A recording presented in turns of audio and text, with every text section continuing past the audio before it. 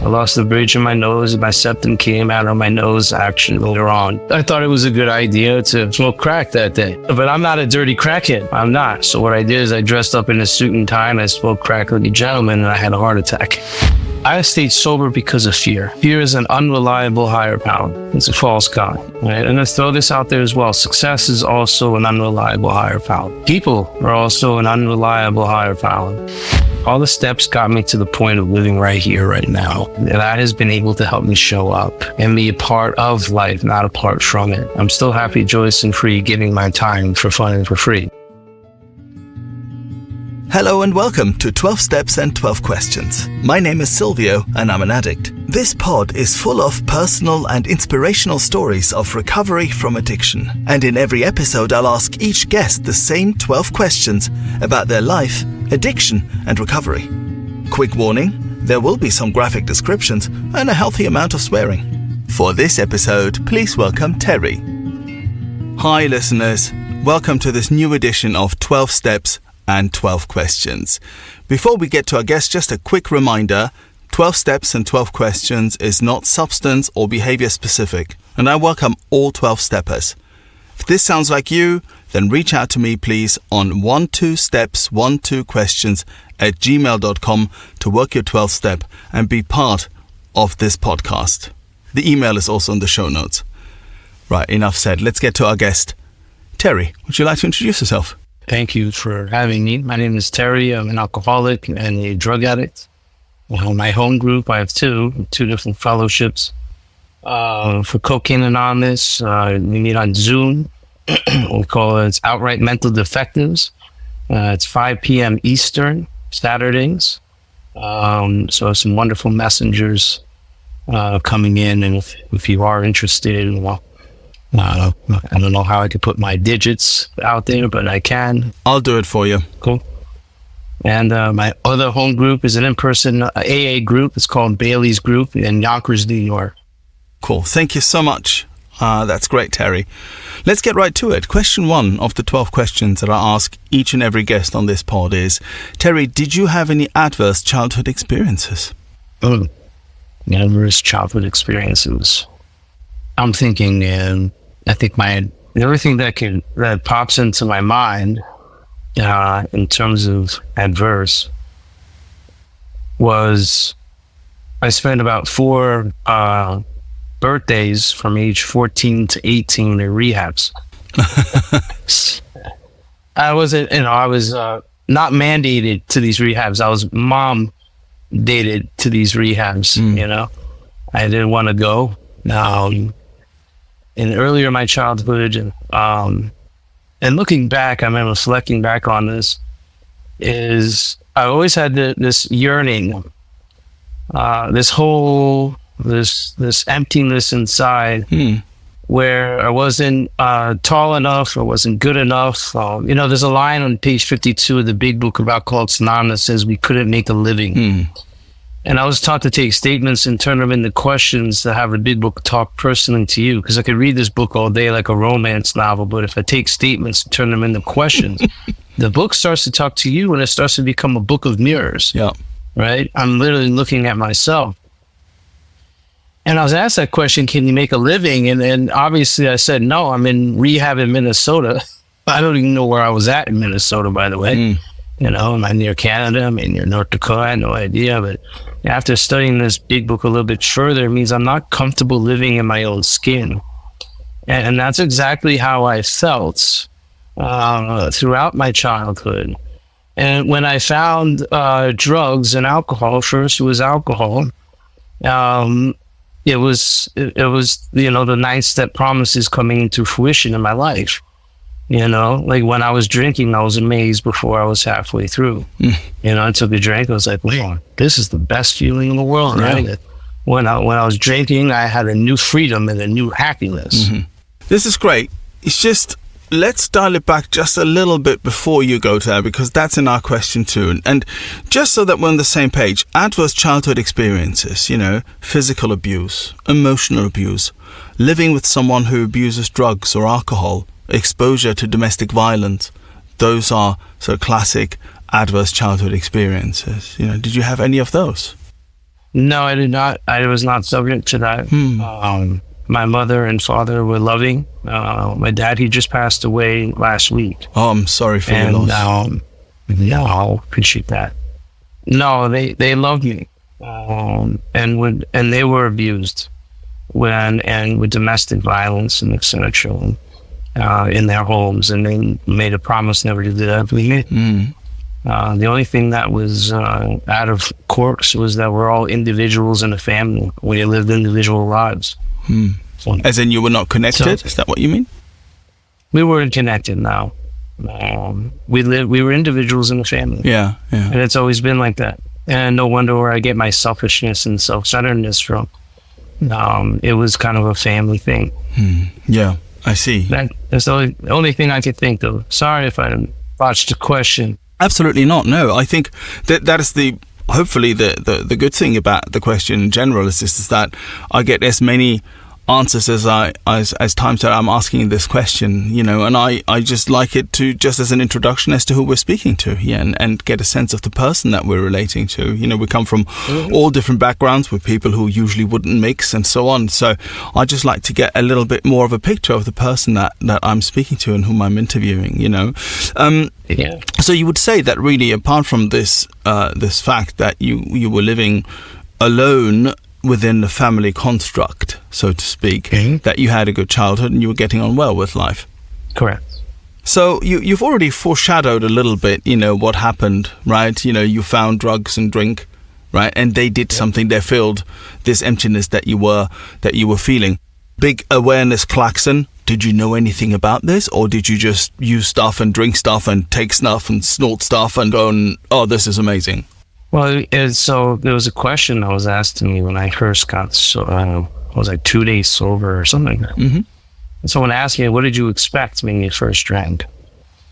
And looking back at me, I was like, this is like a witchcraft question. I don't even know how to answer this, but that's all I knew. It was an aha moment. It was what you would call a spiritual experience. I was rocketed into the now. When I was drinking. And I explained that earlier with the 9-step promises coming into fruition. And then I began this love affair with whatever that was in front of me. It didn't matter what it was. How old were you then? I was 13 years old. Right, okay. So you started drinking, using at 13. And were you a problematic drinker and user right from the beginning? I'm guessing yes, because you went to rehab really early in your life.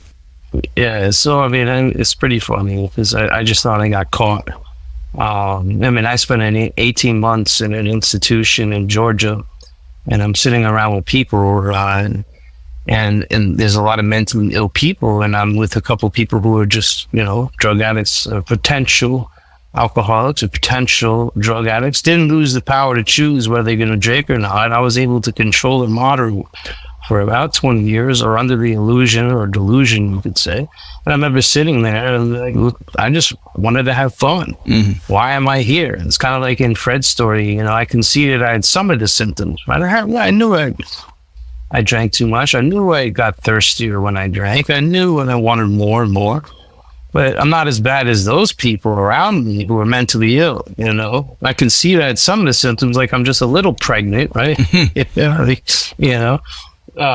But yeah, I hope truly that answers your question. Yeah, it does. And it's funny you should mention Fred from the book. We don't really ever talk much about Fred because his mate Jim beforehand, gets all the attention because he pours the whiskey into the milk, Yep. I relate a lot to Fred, actually, because like Fred, I didn't lose quite everything, right? Yep. And it says that he only felt the first nip off the ringer, and most alcoholics need to be badly mangled. So I relate quite a lot to Fred. But you were saying that you were having quite some power still left over your using and your drinking, right? So there was some moderation still in place. You hadn't lost all of it yet. Am I understanding this right? No, absolutely not. It's a spectrum, right? They say, what is the difference between a potential alcoholic and a real alcoholic? Last time I checked, both are alcoholic. The potential alcoholic has the potential to become alcoholic. The real alcoholic already fulfilled or achieved their potential, right? So, and where you're at in your spectrum doesn't matter, it gets worse. And I didn't quite understand that. That's why it took me 20 plus years to fully concede to my innermost self that it was the real deal. Take us back a little bit, if you don't mind, to, this time when you were still... So the question, again, was what did the moment you first got hooked, what did the fun times look like? So let's talk a little bit about what it did for you that you couldn't do for yourself. Oh, yeah. I mean, it filled the hole inside my heart, or inside my pit, the spiritual condition, the internal condition that you could talk about. Mm-hmm. I've already talked about that with the 9-step promises. The bedevilments went away. I mean, I didn't feel terror, bewilderment, frustration, despair. I was whole, I was able to be, I was taller. I was able to communicate with people. I was just so scared walking around. And they can't even look you in the eye. And now I could look in the eye. I mean, now I could actually talk, I can speak game to girls now. That was my biggest thing about drinking, was picking up girls in the beginning. Right. And it built this confidence inside of me. And then all of a sudden I have friends. I didn't have friends before that. I had people that wanted to talk to me, wanted to hang out with me. It created something that was not there before. It created connection. And it created connection with the outside world, because I was always an individual in a family, and you could say that earlier, right? I was always someone that liked to lean on myself and like to be, I do this sometimes when in recovery, because I like to treat loneliness with isolation. Yeah. I go that way. I'm a lone drinker and a lone drugger at the end. Yeah. Yeah. So no wonder why, when I was drinking in the beginning, it was exhilarating, just like what Bill says. It took an exhilarating part of my life. I need money. It was something that I was able to connect with people, and I didn't understand how to connect with people without it. Right. And that was the deal. And I talk about this all the time. What did I expect when I first drank? Well, I don't know, but that's all I knew for about 20 years. And then what happens when you take the love of my life away from me? I have an abnormal reaction to sobriety. I have an abnormal reaction to abstinence. I'm restless, irritable, and I'm discontented. That's from the doctor's opinion. Those are some kind words. I feel like poking my eyes out when I was stone cold sober. You're saying something that I say every time I read the doctor's opinion with a sponsee, is that we should not forget that the words irritable, restless, and discontented were written by a posh doctor in the 1930s, right? So he was using polite language in a letter that he knew had to be published, right? So what that translated to into my life is I wasn't irritable, I was furious, and I wasn't discontented, I was bloody miserable. Oh yeah, they're kind words. Yeah, they certainly are. Okay, but at the beginning, as I'm hearing, you weren't an immediate blackout drinker or user, and you were able to at least control some of the time, and it gave you something that you really cherished, right? Mm-hmm. Yeah, it's quite similar for me in that I've often spoken about this, particularly, even though that wasn't my first drug, but particularly the first time I took amphetamine, so the first time I took ecstasy, there was a real moment of, oh gosh, a lightning bolt, wow, This is it. I have found, like a Lego brick, I have found what completes me, the thing that I need to be whole. It's like yin finding yang, and it did something. I was much more confident. I could talk to girls, and so on and so forth, and they would talk back to me. And that wasn't always the case. So there was a lot of that going on. I had zero awareness of this at the time. I just felt, this is really great, this is brilliant, it's doing exactly what I needed, thank you very much, I'm just going to do this all the time. Yep, 100%. Our question 3 is, and I'm aware that this covers quite a long period of time, but let's roll with it. Our question 3 is, what were your worst consequences, and finally your rock bottom? Or really, in other words, how did it progress? So I was on I had shoulder surgery in 04. Mm-hmm. And I got hooked on the painkillers, and yet again, another aha moment, just like you're talking about ecstasy. It was having the same thing with painkillers. Right. And for about 8 years, I was dope sick, waking up every day, feeling like I had the flu. 8 years? I had 8 years, yeah. and I had to take something just to feel level, right? And I got to the point, my drug dealer, he I had 2 cancer patients who gave me drugs. One guy killed in a car accident, and the other one was just outpricing me. And all of a sudden, someone gave me cocaine, and I never liked cocaine now. I was, when I drank, I was able to talk to people. When I did cocaine, I was like, "Bloop." I got tired. It was like bizarre, and I never really enjoyed it. And this was about 3 years prior to my sobriety date, by the way, which is June 1st, 2019. And it was like, whoa. I was able to actually be awake. I was able to use the bathroom. That was another thing as well. I was able to operate again and be in connection with people. And I followed that rabbit hole down to the point where my nose was so jacked up. I lost the bridge in my nose. My septum came out of my nose actually later on, but it was jacked up in any way. And I thought it was a good idea to smoke crack that day. But I'm not a dirty crackhead. Of course I'm not a dirty crack. I'm not. So what I did is I dressed up in a suit and tie, and I smoked crack like a gentleman, and I had a heart attack. Right. So before we get to the, you're laughing about it, and it's a good thing that we can laugh about this, right? It is important that we laugh about it. Having said that, on the day, I'm sure it wasn't funny. But let's roll this back just 1 second for a moment there. Talk to us a little bit about this addiction you had to painkillers. So those were opioid painkillers, I take it?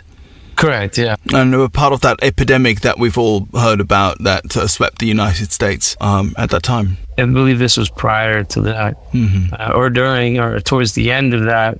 That's when the government started to crack down and on it, and the prices went up a lot towards the end. I mean, what exactly do you want to know? I had a love affair with it. Yeah. 8 years is a long time. 8 years is a long time. You know how crazy, this popped into my head. I not faked an injury, but my shoulder was still sore. And what I did was I pushed a doctor to operate a second surgery on me so I could get more painkillers. Wow. So you went under, had another surgery just so you could get another load of whatever's the painkillers. Exactly, and to talk about go to any lengths, right? I was willing to sell my life to get this, right? Yeah. And I knew, in the back of in your gut or in your soul or whatever you could say, I knew that there was something wrong. But I was still able, and that's why I had such difficulty, because I was able to jump from one drug to one drug to one drug. And sometimes combo, but at the very end, it was everything. Were you able to hold down a job in this time? What were your living conditions like? Yeah, I was a gym manager, multiple health clubs at one point. The drive for success was on. I inherited that from a belief system from my dad. And I was, I don't knock self-will. If God is everything, that also includes self-will. Self-will got me really far in life. Yep. It didn't really help me step to bridge to shore, but it got me really far, and I was able to operate with work because I was always on time, blah, blah, blah. I was the top performer, you could say. Yeah. But yes, I was able to function. That's when like I said, when I was going towards the heart attack point, and then I actually had the open heart surgery. I had five bypass open heart surgery. That was you could say, the game changer, where you could say like, oh my God, like what is going on here, right? And that was one of my bottoms. Yeah. And yet again, I guess the lowest you can go is death, right? So it doesn't matter. I mean, I stretched it to the point where, and yet again, I'm a low bottom drunk. If you read the chapter to the 2 wines, I'm a type 4, and yet again, if anyone's listening, you don't need to go down the rabbit hole that I did. Absolutely not, no. If you drink or you use drugs, you can't control the amount you take. You get thirstier, you want more. You possibly, or maybe, or probably are medically and physically powerless over alcohol and drugs. right? But here's the kicker. That stuff's, it's important to know that. It says in the book, it's academic, means it's important to know, but it's pointless. It's pointless because after that open heart surgery, 3 months later, I drank and got high again, even when a doctor point blank told me, Terry, if you ever do this again, you will die. You will die. And I remember cleaning out my trunk of my car, and I see a flask and I see a bag, and I was like, oh. And it was like Charlie Brown's principal talk. They're like, wow, wow, wow. He just had open heart surgery. Wow, wow, wow. Rehabs, wow, wow, wow. I don't hear any of that. This singular thought, which is an irrational thought that crowds out other thoughts, right? This obsession of the mind. And I picked it up. It was a strange mental blank spot. And I didn't have that awareness until I lost control. Until I'd wake up every single day begging God, why are you keeping me alive? Because I was literally purposely trying to kill myself, and I keep waking up. Yeah. I lost control. I couldn't stay sober longer than an hour at the end. I needed divine intervention. So let's roll this back for a moment back to the heart attack. That must have been a really, really scary moment for you, but it only kept you sober for 3 months. Oh yeah, and it kept me out. And whoever's listening here, it kept me sober. I stayed sober because of fear. And if you're listening, if you write this down, fear is an unreliable higher power. It's a false god. Right? And let's throw this out there as well. Success is also an unreliable higher power. People are also an unreliable higher power. Self-knowledge, me knowing the 1930s definitions of the words in the big book, and also the 1950s definitions of the 12 and 12, are not going to keep me sober, right? I needed something much greater than that, right? And it kept me sober for quite a long time. That's why I don't even knock people who say, don't drink, go to meetings. That is not part, it's a contradiction of our step one. But if someone can't afford insurance and someone can't afford to go to detox, their only thing they got is fear, straight up fears. And that will keep you sober for a long time. I know people, personally, I've listened to a fifth step with someone who had 19 plus years. I listened to someone who had 38 years, right? And both of them became type 4 alcoholics in sobriety and wanted to put a bullet in their head, sober. So our question 4 is, at your worst, did you ever want to die? Did you consider suicide? Yeah, I just was talking about it. And so while I was drinking and also in sobriety. Right. I had yet again, I was taking 400 milligrams of Seroquel. I was taking, I don't even know how much Xanax. I was taking cocaine, God knows. And I was drinking at the same time, and I was purposely trying to not wake up, and I keep waking up.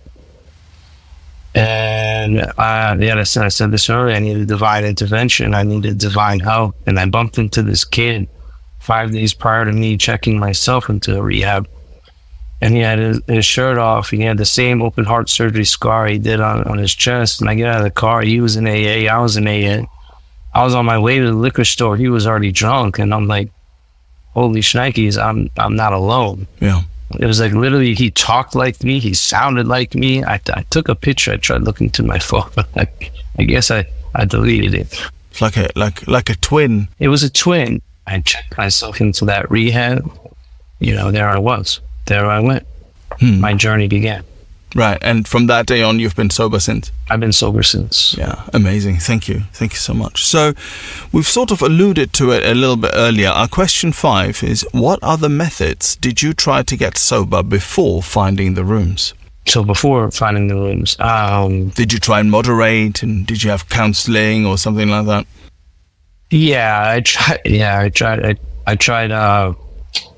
I guess I checked myself into like an outpatient, and I guess it was to get my mom off my back. So it wasn't really like something I wanted to do. It's something that I did, but I would go there drunk and high at the same time, and they'd ask me if I'm drunk or high, and look them straight in the face and say no. No, of course not. And And you could tell just by looking at our eyes, that we are messed up, But no, I never really tried to regulate before the rooms. Yeah, because there is those and those, really. I know so many people, and I've had people on here who go, do you know what, I really didn't want to stop all that much, and then there's people like me who, I had therapy, I ran a half marathon, I tried hypnotherapy and all these other things. They're all good things in their own right, okay? They're all great, but none of them kept me permanently sober. That's why... Yeah. When I came into the rooms, I knew I've got nothing left. I've had my best shot at this, and I've got nothing left, so I need to do something else, and that's when the rooms came in, Our question 6, Terry, when you came into the rooms, did you struggle with the word God? So yes, I did. Mm-hmm. And the first thing I thought about was, how do I explain this power? I Googled God. I was like, what is God? It wasn't like I had issues with the word God. It was more like I had issues with what it actually meant. Because and I say this all the time, that God can't be explained. He can only be experienced. And I was always trying to explain it. And I wanted to be explained to me, And when I heard the word God, antipathy would rose up. Look at Bill's story. He goes through pages 9, 10, and 11. About his agnostic temperament. We met Ebby, and Ebby's like, I found religion. Yeah. And he was a gas. All of a sudden he goes on, he's a gas. He goes on this tear, right? But then he's like, hold on, time out. Like, this dude drank more than me, or time out, this dude's sober, or time out, this dude did some crazy things with me by like hijacking a plane, or we didn't hijack a plane, but we did it as a prank. This guy this guy has got locked up for taking a shotgun to a house. This guy is a wild dog. But hold on, he's sober and I'm not. Like, the power of God was working in and through Eddie, right? And that's why we tell our stories. We're storytellers here. Mm-hmm. We tell our testimonies, right? I could talk about God all day, God, but why on earth is anyone what I have if I don't share the same problems? Regardless if I have a 2-minute share or an hour share or in a conference sharing, I'm going to give you my experience, strength, and hope prior and during what happened and what happened afterwards. So, so I could have a hook. There's depth, there's pull. Think about it. You hear something that resonates with you, you're drawn into the conversation. That's why when we meet a newcomer, or we meet someone through a 12-step call, or we go to a detox and stuff like that, we talk about ourselves, right? So you struggled with it, and you were trying, if I get this right, if I hear this right, you were trying to understand it with your head. You were trying to comprehend it rather than experience it. I can't tell you how badly I tried to understand this. Indeed, I went through this phase where, I don't know, it took weeks. It took weeks where I would constantly try to figure out what God is, and I would I'd listen to people's share, and I kind of go, but if he says it's this, and she said it's that, then that doesn't make sense, because, these things are, I don't know, either contradictory or this, that, or the other, and I literally made myself sick with these thoughts. Is it a similar experience? If you're enjoying this podcast and would like other addicts and alcoholics to hear it, then please make the pesky AIs and algorithms work their 12th step. Hit like and subscribe. Yeah, I was living in the world of the intellect. Yeah. That's how I operated. I wasn't living in the world of the spirit or within the heart. So when I heard the word God, I was always trying to intellectually, it even says in Bill's story, that intellectual mountain, he shivered and stuff, and it all evaporated. Yeah, it's gone, and it started for me, and if someone doesn't believe in God, it started with me. It was a group of drunks, going to an actual meeting, and I feel better at a meeting. I'm like, what is this, but a higher power. And then it changed to good early direction. Then it became love, and then it became, the highest power. It was a process. Because I was experiencing this power throughout my time of sobriety. I'm feeling everything, and I'm watching my life being transformed in front of me. And I think one of the most critical changes in my life was when I was reading We Agnostics with my sponsor. And he asked me, when we got to Is God Everything or Else He's Nothing, he straight up asked me, can you explain God? Now, I've asked, I don't even know how many people I asked, in the hundreds, and only one person, this is recent, responded the way that I did. And I said, hell yeah, I can explain this. That's what I said. Yeah. I said, hell yeah. And I'm like, I listed all the things I just said, and I kept talking. And I started to get tongue-tied. And my sponsor leans over, and he's like, it's pretty hard to explain everything, Terry. And I'm like, yeah. He's like, well, because God is everything, and everything's God, and you're not God. And right then and there, I was rocketed into the fourth dimension of existence. I couldn't even dream. Yeah, God can't be explained. He can only be experienced. That intellectual mountain that I shivered in for so many years evaporated, right? I experienced power. I mean, think about it. What does a rose smell like? It smells like a rose. Or what does it feel like? Today I was operating a loader. What does it feel like to operate a loader? I can't really explain it. I can only experience it. Or what does a banana taste like? Or what do waffles taste like? Or what does, a bacon, egg, and cheese with salt, pepper, ketchup taste like? I can't really explain it. I can only experience it. And this is the power of my experience. And I looked at the night, if people will say, oh, the God of my misunderstanding and stuff like that. And that's what I said for quite a long time, because how can you explain, infinite, right? But the 1930s definition of understood means to learn through experience. Now that changed me. So I was like, hold on, that makes complete sense. So where you are in your process of believing in a higher power, it could be as small as a doorknob. You know where the doorknob came from? It came from Sam Shoemaker's poem, I Stand by the Door, right? Who's one of the lead contributors of Alcoholics Anonymous.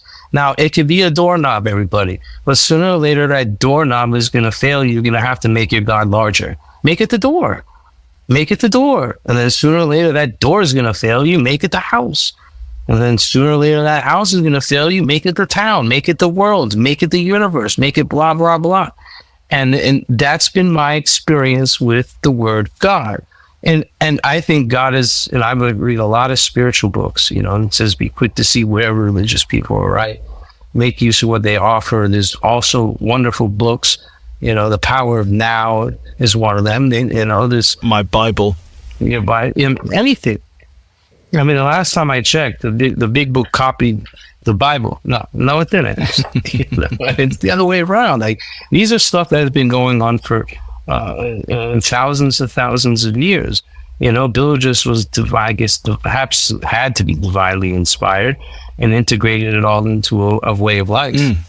Absolutely. Yeah, you've described this really well. Thank you, Terry. And I can also resonate quite a lot with the fact that you quote unquote started small. For me, same idea. I wanted to understand this and I couldn't understand this, drove myself mad with it until I sort of let it go. And as I put it, I stopped asking questions to which I will never have an answer. Yeah. And the moment that I let that go, and I was able to let that go, was actually able and free to experience, rather than understand or comprehend, to experience a power greater than myself. Yeah, I just wanted to mention that, when whoever's listening and you're not sponsoring, get ready, you're going to be a sponsor. Yeah. It's going to happen, and I recommend, reading chapter 7, working with others when approaching individuals and find out everything you can about them before you approach them. I have met with people who had issues with God, and I didn't bring it up to them because I actually talked to them about their religious leanings. I talked to them about their behaviors, their backgrounds and stuff like that. And I found out later that this individual was molested by a priest. What happens if I came up with the word God, God, God? What is he going to think about? Yeah. He's going to think about that experience when he was 7 years old, and then bye-bye, and he's dead possibly, right? So, and I highly recommend, that I'm not shy about talking about the word God. Because sooner or later, alcoholism demands treatment. Drug addiction demands treatment.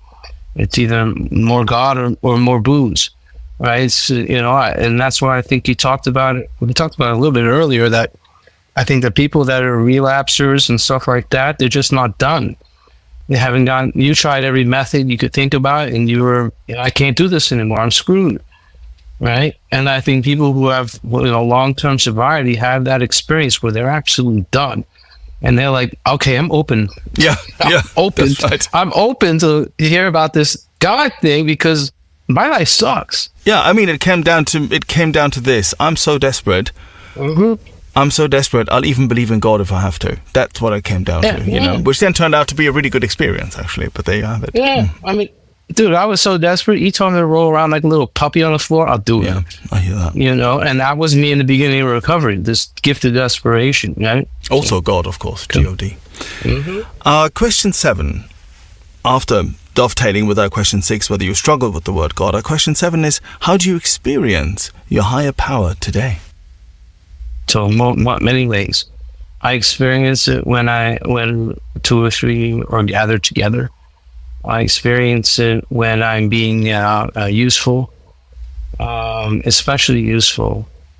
I practice a lot of spiritual exercises in the big book. It's not about learning, everybody. If you have any nerds out there, I know there's some nerds out there.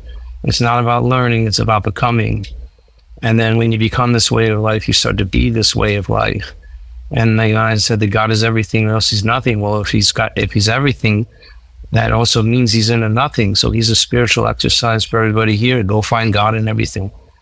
Go see God in everything you do. Go find him when you're driving. Go find him when you're doing the dishes. And I can't stand doing the dishes, by the way. I was just looking at the dishes over there. Go find him when you're at work. And there's another spiritual exercise in the agnostics. Do I believe or am now willing to believe that God could take me to a new level of freedom?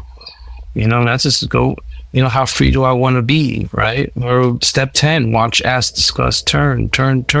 These are all things that get me to operate in the now, in the world of the spirit.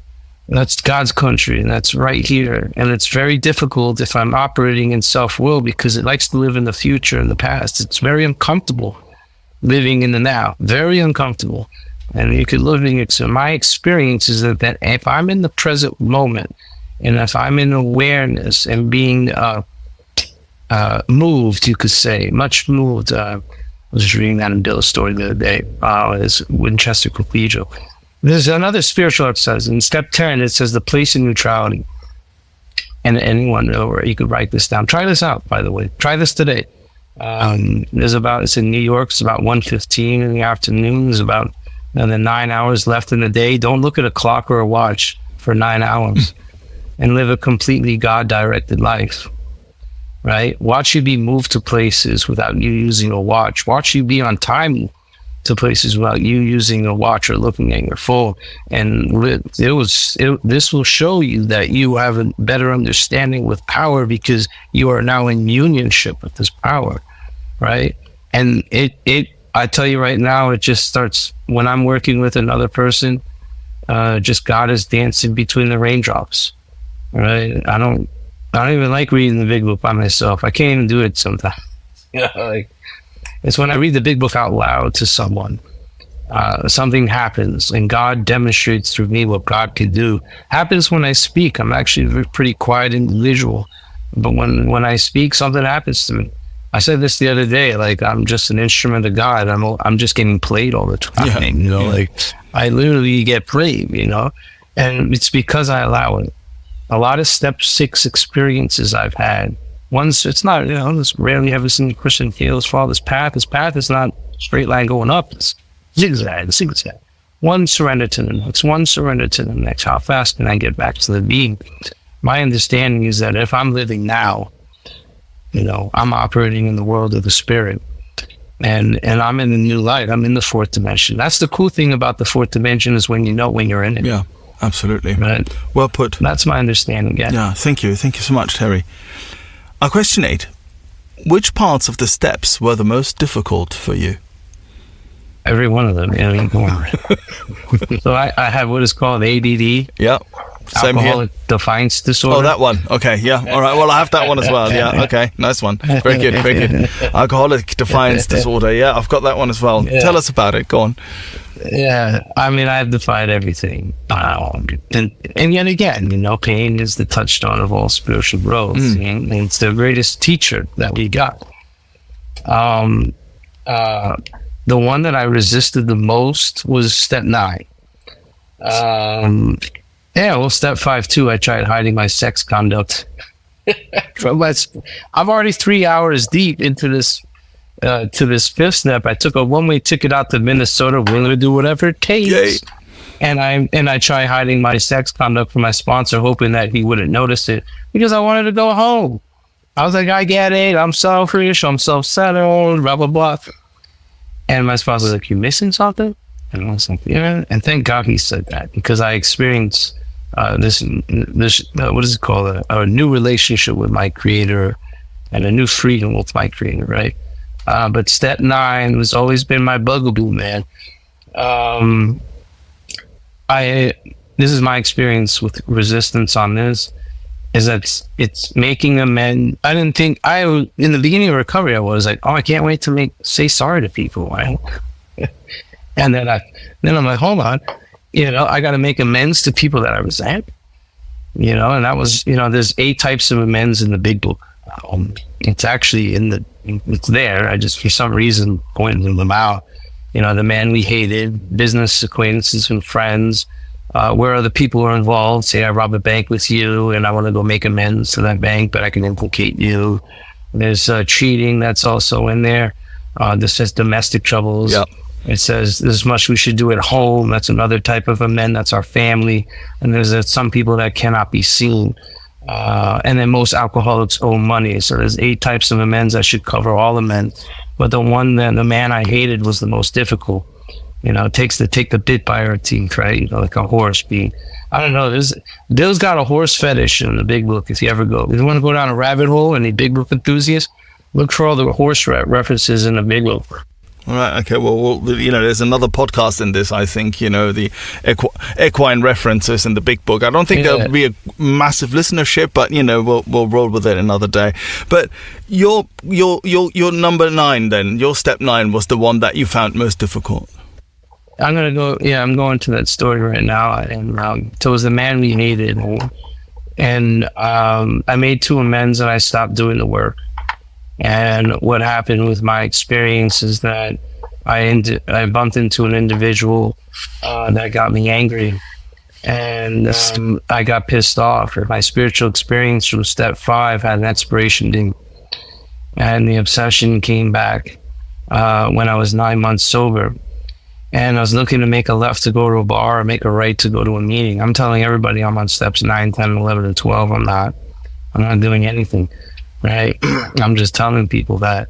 I called my sponsor and he's like, I tell him what's going on. He said, did you make your amends? I'm like, yeah, we baby Yoda over there. How do you know I'm not making my amends? And then maybe you need to make your amends.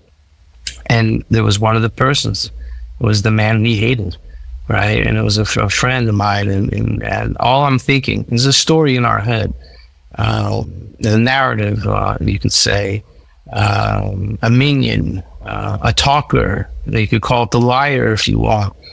The bondage of self, right? And it's telling me what's happening if I'm going to call this individual, that he's going to say something that I'm not going to agree with. And I'm going to get into an argument that I might actually drive up to Connecticut and beat him up and blah, blah, blah, blah, blah. I will never talk ever again. That is the story that was going on through my mind, right? I was suffering from what was not even happening. It didn't even happen, right? I'm living in the future. And because of that, I'm balking, right? I'm listening to the story. Our 10 steps says we continue to watch for the manifestations of self. It doesn't say we continue to listen. My wife tells me I'm a bad listener, right? That's not true. I'm a really good listener. I like to listen to the thoughts that are in my head. I love listening to. And that's why there's not stadiums filled with us that are sober, 30, 40, 50, 60 years sober, because too many people listen to that story, and so do I, right? And because of that, I balked on it. And I remember praying for the willingness and reminding myself of Woman Running Links for victory over alcohol. to call this individual. I'm shaking, I'm trembling like I did, like Dr. Bob did. He trembled, I trembled. And I asked him to call him. He picks up the phone. He's like, "Hey, Terry, where have you been? I miss you. I love you." It's like, what is it? Right then and there, dude, I was rocketing into the fourth dimension. There is that shiver that comes over me. I don't know if you recognize this. It's a shiver that comes over me when these sort of things happen in those sort of God moments, that when you're just really taken by something, and your nervous system just goes, oh, and you get this. It's like a shiver. That's the best way that I can express it, And well, you can't. It's hard to explain God, right? I mean, that's what you're talking about. That's right. Absolutely. You're having an experience with me right now where you had something similar, and it's the God in me is shaking the God within you, because we both feel it. Right? and a lot of people don't understand that, and it's super. You talked about it being a shiver. Try explaining it more. It's not easy to describe. No, it isn't. Right? No. That's why this is a program for people who do it, not for people who want it and need it. It's for people who do it. Absolutely. And when you do this work, when you do it, you experience this power that I was talking about earlier. It's a lovely story with your Amenda, and I hope it'll give those people who are maybe just on step 9 and not wanting to call that person. It's a place we all know, not wanting to face that person or those people, a little bit of courage, because a bit of courage is required for your step 9. That's for sure. Thank you, Terry. 100%. I mean, and also in furthering recovery, I didn't make all my amends, right? And I heard a speaker one time and said, he talked about this crazy experience, how he's going to make amends to a drug dealer that might kill him, or they kill you if you owe them money. And he did it anyway, and he was friends with his brother, and he didn't kill him. And then all of a sudden, he said, "I made all these scary amends, but I'm still breathing today." And that catapulted me into willingness, and also praying for the willingness. Step 8, don't underestimate step 8. The power of step 8, that prayer is crazy. Yeah, absolutely. When that willingness comes, go, right? So I hope that encourages anyone who's balking to go do it. Yeah. Step 9, question 9 even. Which character defects give you most trouble today? Today, currently, sloth. Nap time is my favorite thing in the first year. I have continued that trend. Being lazy, that's something that, in the future, what is laziness? It's or slothful.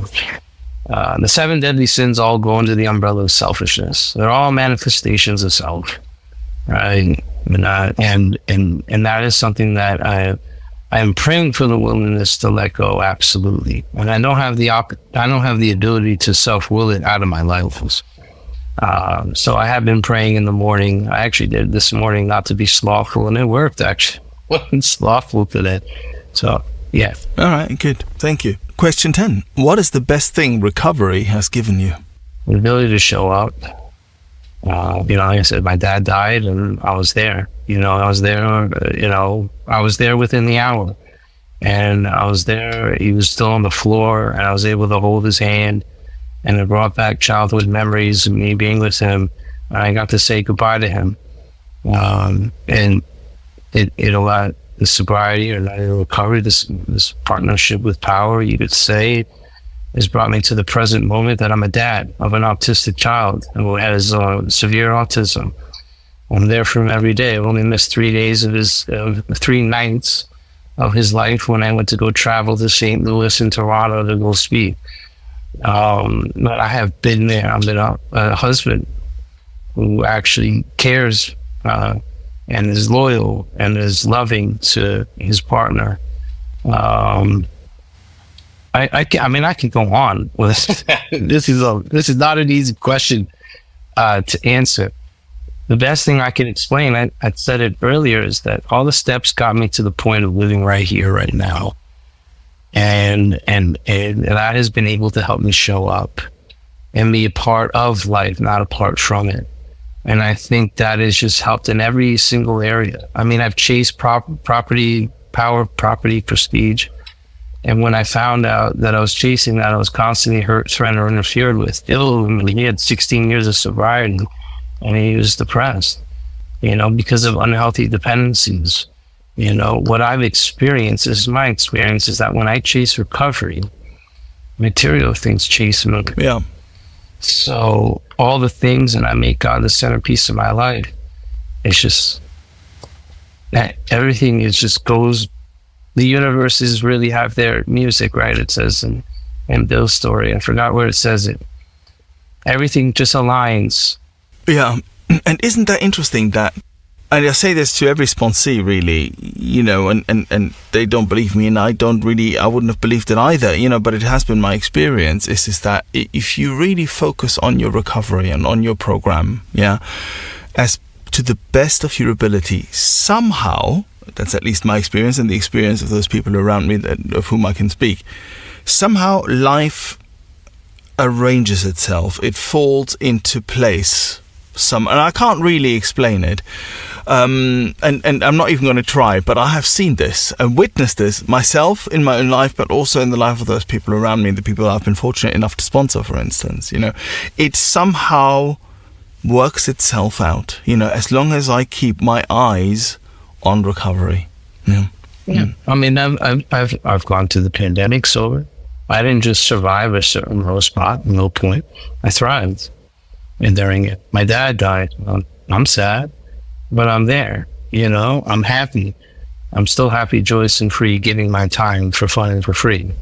You know, this is just like we talked about. It just all aligns. It's like I'm no longer trying to swim upstream anymore. You know, I'm just going with the flow. I'm going with the flow. One other word that you just said there that really reminded me of something is you know, you are a part of life and not a part of, or apart from life.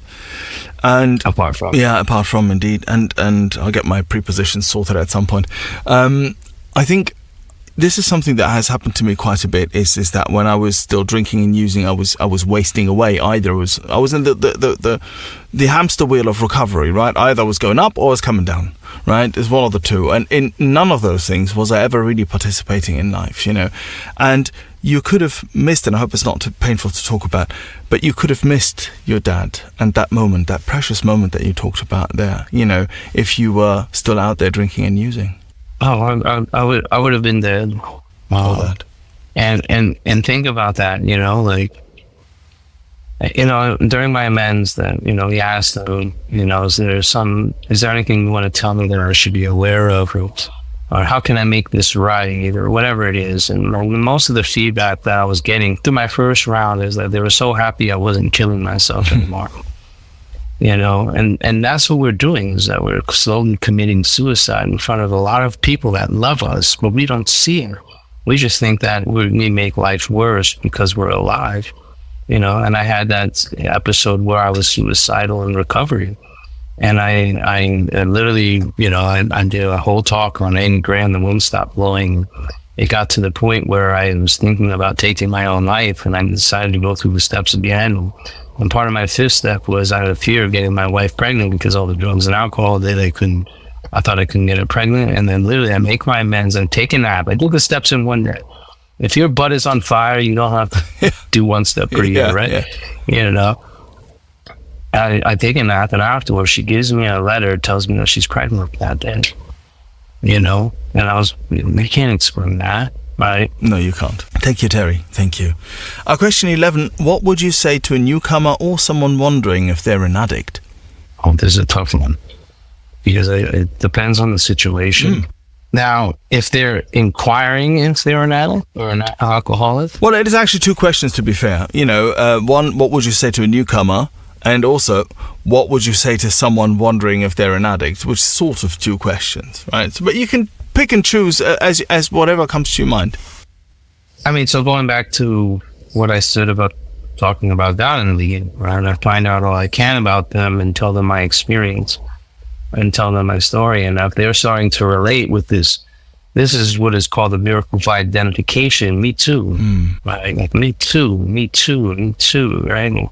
If I start hearing the me teams and me toos, and they start telling their stories, and they're enthusiastic about it, or they're it says in the book, non-communicative, or, you know, whatever, I forgot exactly what it says. You know, you tell them escapades of your drinking, or when you stop, and, you know, you show them what it looks like to live an alcoholic or drug addict life, but now you're sober, and you're like, hold on, what's up with him? Yeah. You know, that's a me too. I experienced that. When I drank tequila, I drank too much. My first experience in a meeting was I had a speaker come up, and he became my sponsor, and he said, I grew up in institutions. And I was like, no, that's real. You know, I mean, I didn't think I was an alcoholic, I mean, it depends on the situation, you know. I mean, and I've had people where I've talked to many people where they didn't think they were.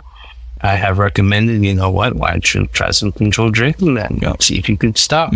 Try it more than once, right? I don't like to recommend that to people that use fentanyl, right? Or, you know, other drugs, right? I don't like to go that route. That's why I do, sometimes it depends on the flow. Like when I go to the big group with people, I meet them where they're at. I don't take them through a designed way like I used to. It's been a flow. So, I mean, I took someone through steps 1, 2, and 3 in 5 minutes in Toronto.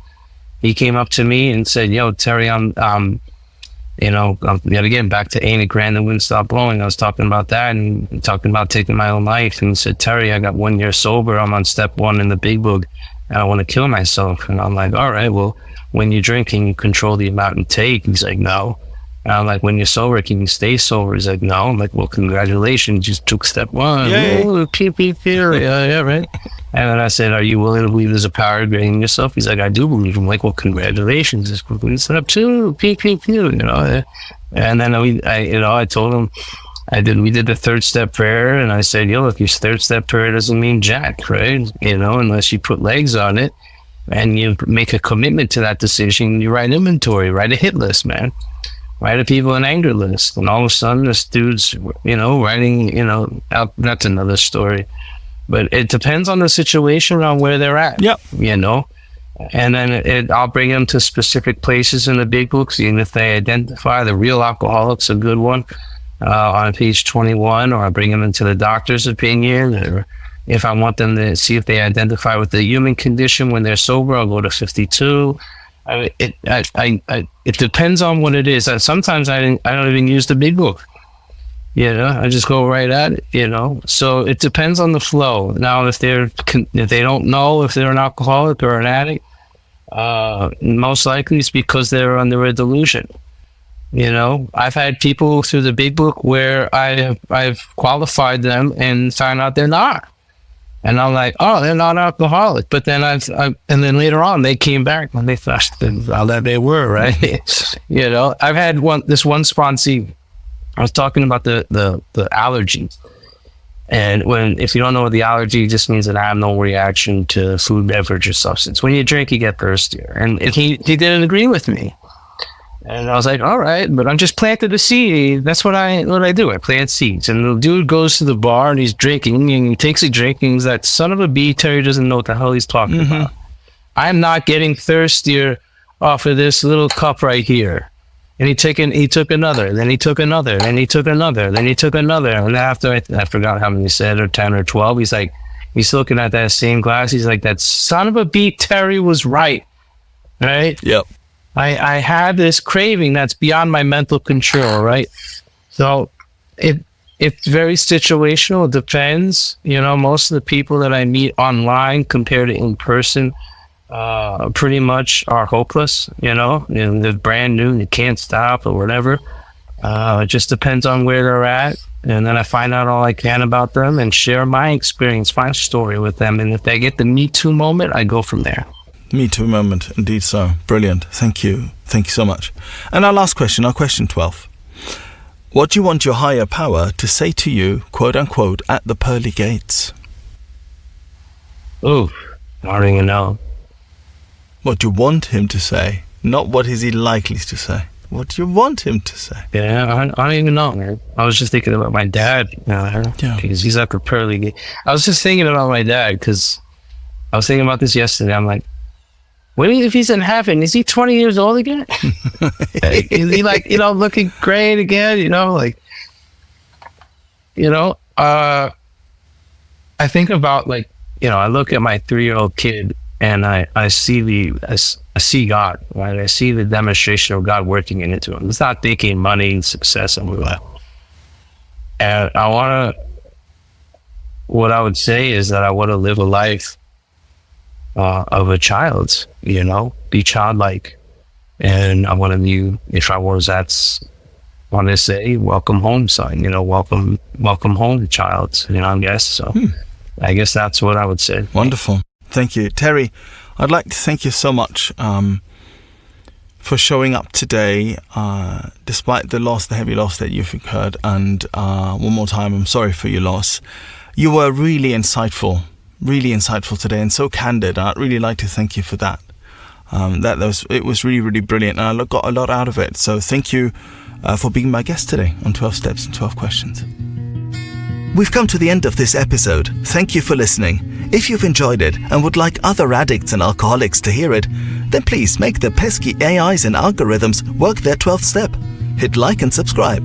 While this pod is based on the 12-step recovery program, it's not officially affiliated with any 12-step fellowship. 12 Steps and 12 Questions is not substance or behavior specific, it's fully self-supporting and not for profit. And this next bit, it's not allied with any sect, denomination, politics, organization or institution. It does not wish to engage in any controversy, and it neither endorses nor opposes any causes.